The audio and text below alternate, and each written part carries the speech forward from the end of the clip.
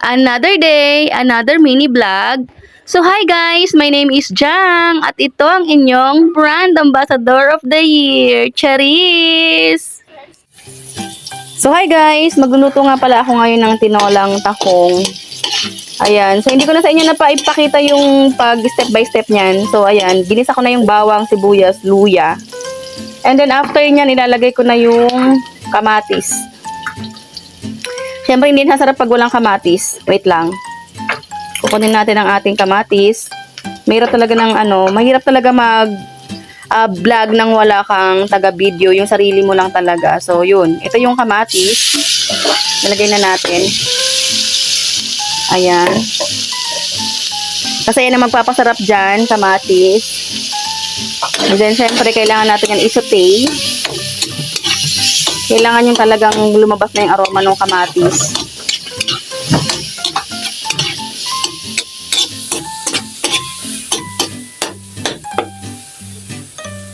Tapos manahina ko yung apoy niyan, so lalakasan natin ulit. Ayan. And then after, ilalagay natin yung ating tahong. Ito yung tahong natin, very fresh. Ayan, ang fresh ng tahong natin. So, ilalagay na natin yan. Sana all fresh. Charis! So, ilalagay na natin yan. Ang lalaki niya, guys. Look at that. Ang laki. Super. So, ayan. Siyempre, isusutay din natin yung tahong na yan.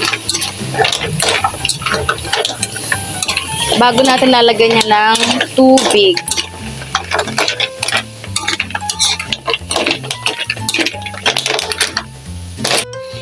So, ayan guys, lalagyan na natin ng tubig.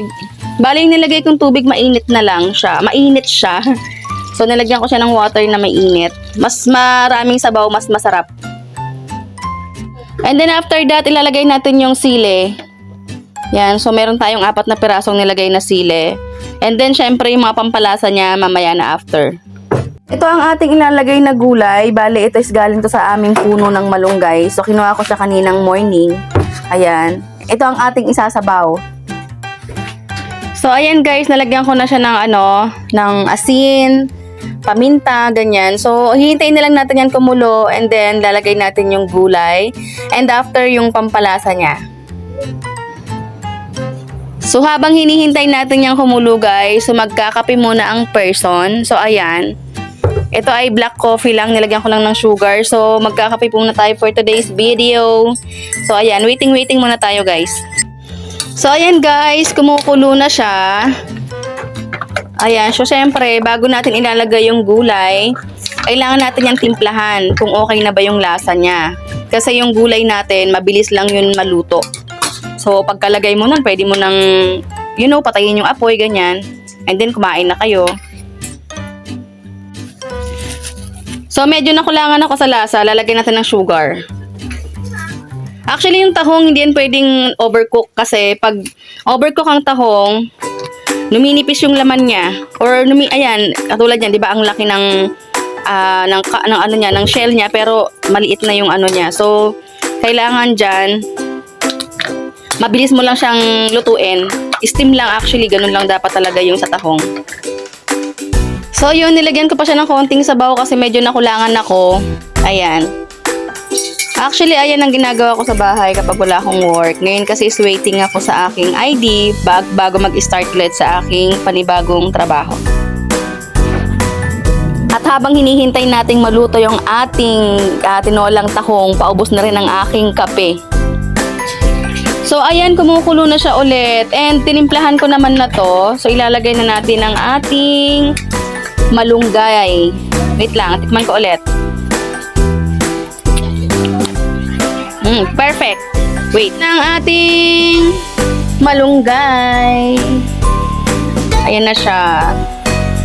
Mas maraming malunggay, mas mayami. Charis! Ayan.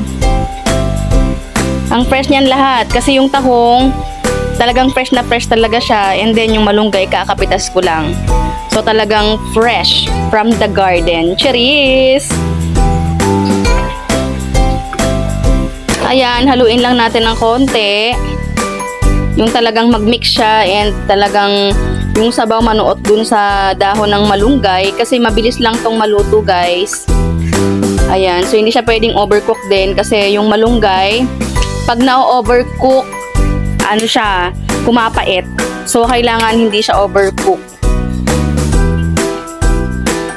Ayan. And after nyan, papatayin na natin ang apoy.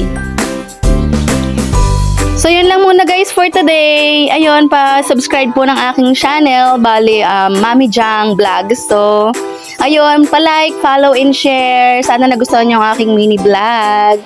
Bye! Until my next video!